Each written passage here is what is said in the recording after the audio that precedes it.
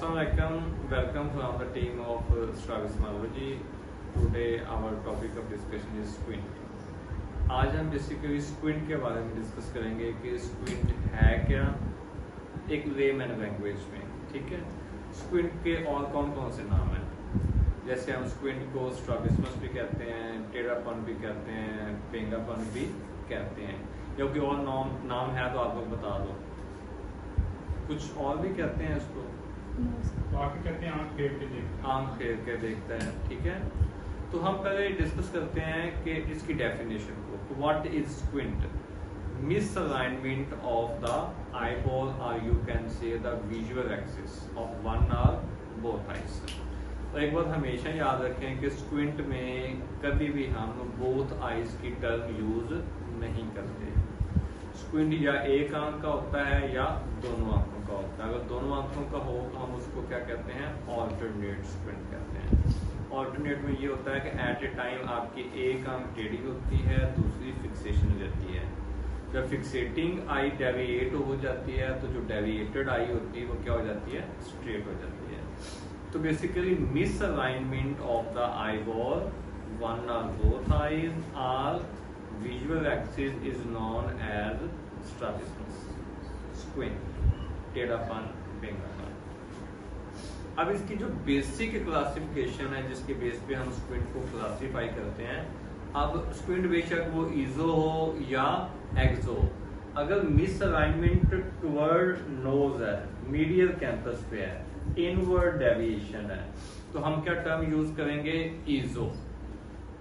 If the eye is deviated outward lateral side पे तो हम टर्म क्या यूज करते हैं? Exo. If the eye is deviated upward, hyper, deviated downward, known as hypo. अब वो ट्रोपिया है या फोरिया है वो हम बाद में डिस्कस करते हैं। ट्रोपिया और फोरिया पे इंशाल्लाह में डिटेल लेक्चर करेंगे। ऐसे अभी थोड़ा सा हिंट दे देता हूँ आपको। अब ऐसा एंगल ऑफ डेविएशन जो आपको नेकेड आई से नजर आ जाए उसे हम क्या कहते हैं? ट्रोपिया। और जो नेकेड आई से नजर ना आए उसे हम क्या कहेंगे? फोरिया। उसके लिए हमें क्या करना पड़ता है? कवर टेस्ट या अनकवर टेस्ट परफॉर्म करना पड़ता है। तो स्क्विंट होता है बेसिकली, अगर हम उसको कैटेगराइज करें तो उसकी बेसिक जो है वो तीन टाइप्स हैं: प्राइमरी, सेकेंडरी एंड कॉन्सेक्टिव। अब कोई बताएगा कि प्राइमरी स्क्विंट क्या होता है?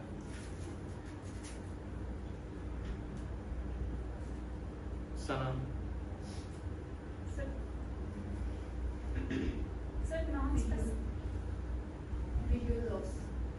प्राइमरी केस पे जो होता है। प्राइमरी स्क्विंट बेसिकली वो होता है जिसकी अननोन इटियोलॉजी होती है, जो इडियोपैथिक होता है, ठीक है। आप कह सकते हैं कि मसल इम्बैलेंस की वजह से अननोन इटियोलॉजी है, उसको हम क्या कहते हैं? प्राइमरी स्क्विंट, जो बेसिक स्क्विंट होता है आपका।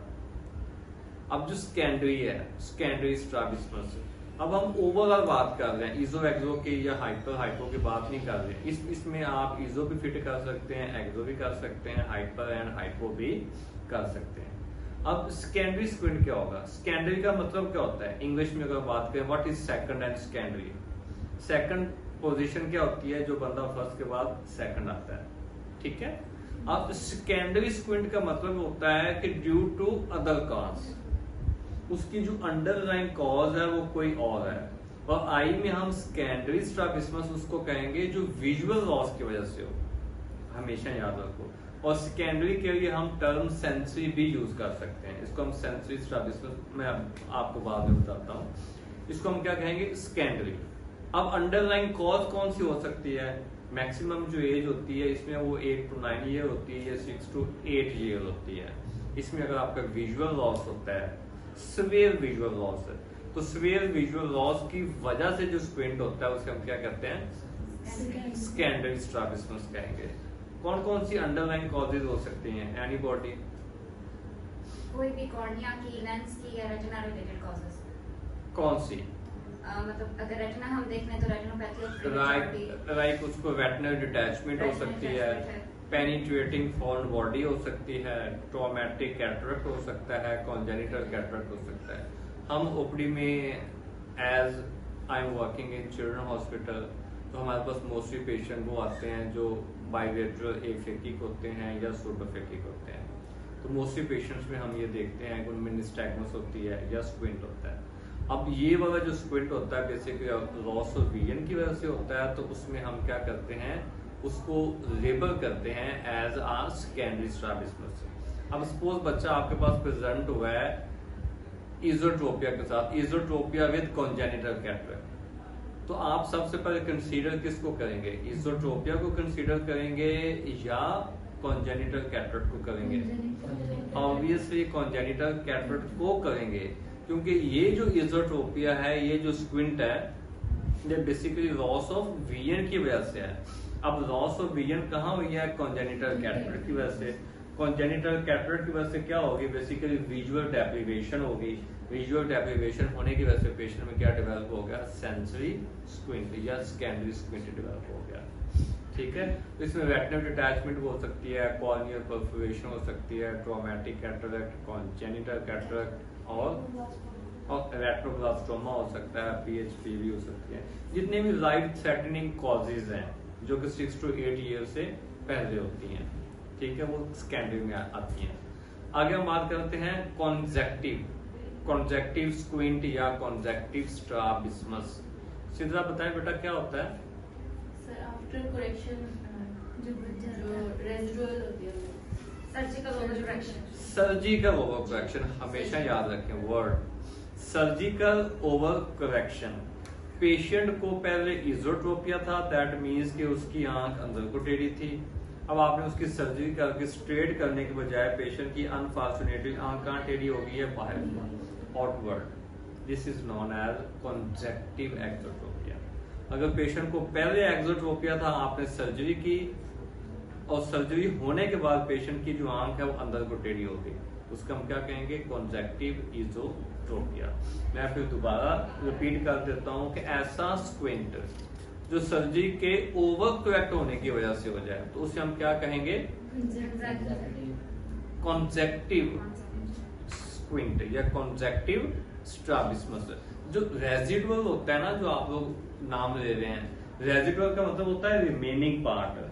सपोज के पेशेंट का जो एंगल ऑफ डेविएशन है वो था 50 प्रेजेंट डॉक्टर, आपने उसकी सर्जरी की, पीछे 10 या 15 प्रेजेंट डॉक्टर बच गया, वो किस में आएगा? रेजिडुअल में।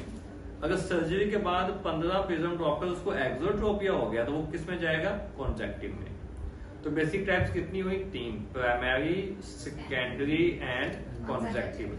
कॉन्जेक्टिव के साथ आप रेजिडुअल को जोड़ सकते हैं अगर आप जोड़ने की कोशिश करें तो, ठीक है। अब हम प्राइमरी की फर्दर टाइप्स डिस्कस कर लेते हैं। प्राइमरी बेसिकली कितने टाइप का होता है? 2 टाइप का होता है। कौन सा? Constant and intermittent. कांस्टेंट जैसे नाम शो कर रहा है, कांस्टेंट का मतलब ये होता है कि ऐसा एंगल ऑफ डेविएशन या ऐसा स्क्विंट या ऐसा स्ट्रैबिस्मस जो तमाम डायग्नोस्टिक एंड कार्डिनल पोजीशंस पे सेम रहे, उसको हम क्या कहेंगे? कांस्टेंट। अब सेकंड बात कर लेते हैं इंटरमिटेंट, ठीक है। इंटरमिटेंट का मतलब क्या होता है? कुछ टाइम ऑन एंड ऑफ, कि कभी एंगल ऑफ डेविएशन आपको लगता है ज्यादा है, कभी आपको लगता है कि एंगल ऑफ डेविएशन क्या है? कम है।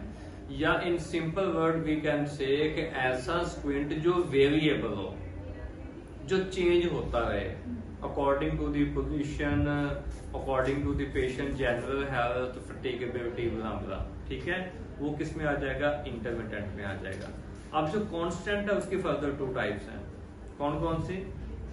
Accommodative and non accommodative. अब सिंपली ये हम पहले भी बहुत दफा डिस्कस कर चुके हैं। अकोमोडेटिव स्क्विंट वो होता है जो रिफ्रैक्टिव करेक्शन से ठीक हो जाए, और नॉन अकोमोडेटिव स्क्विंट वो होता है कि जो रिफ्रैक्टिव करेक्शन से ठीक ना हो।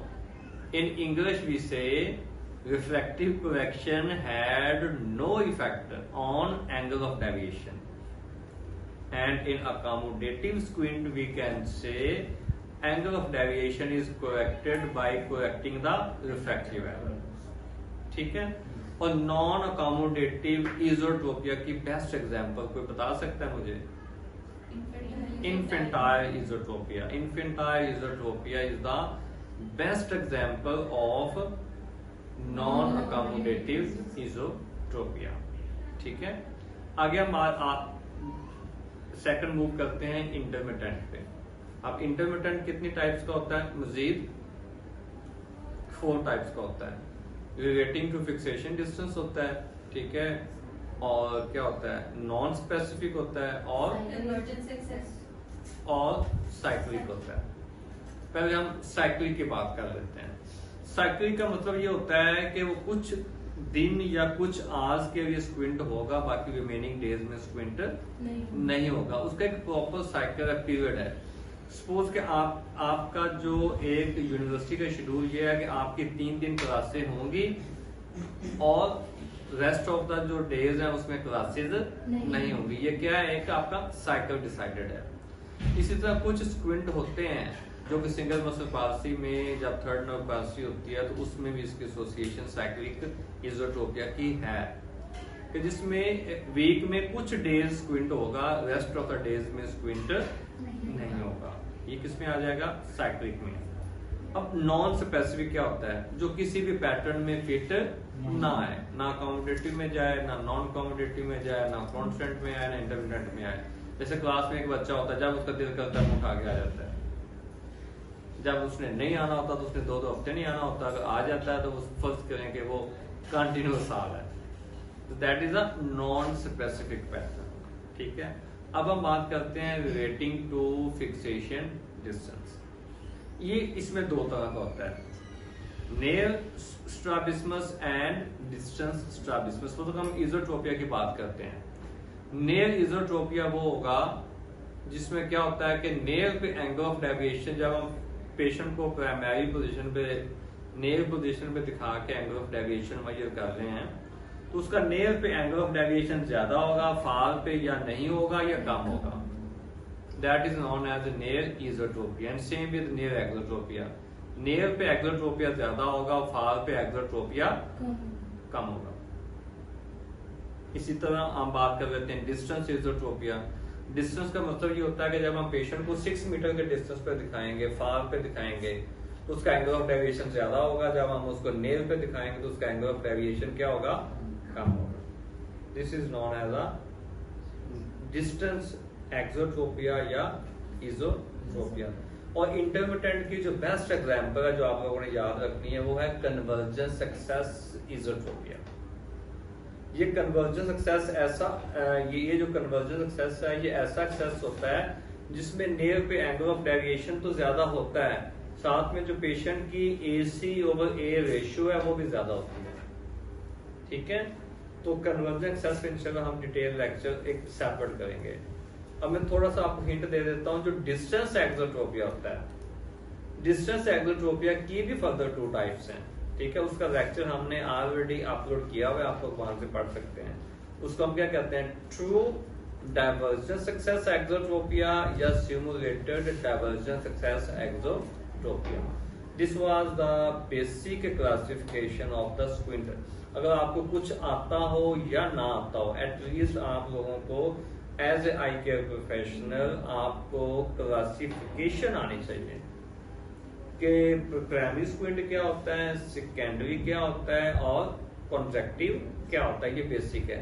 अगर हम विजुअल एक्यूटी के बेस पे स्क्विंट को कैटेगराइज करें तो इसकी फर्दर 2 टाइप्स बनती हैं, सेंसरी एंड मोटर. जहां सेंस आएगी, सेंसरी आएगा, वहां पे क्या आएगी? बेसिकली आपकी विजन आएगी. सेंसरी स्क्विंट वो होगा जो लॉस ऑफ विजन की वजह से होगा. जैसे हम सेकेंडरी में लॉस ऑफ विजन की सारी जो कॉजेज हैं वो डिस्कस कर चुके हैं. और जो मोटर है वो क्या होगा? Due to imbalance of the extraocular muscles, that is known as a motor strabismus. बाकी जो इसमें ट्रोपिया क्या होता है, फोरिया क्या होता है, वो हम इंशाल्लाह डिटेल लेक्चर डिस्कस करेंगे.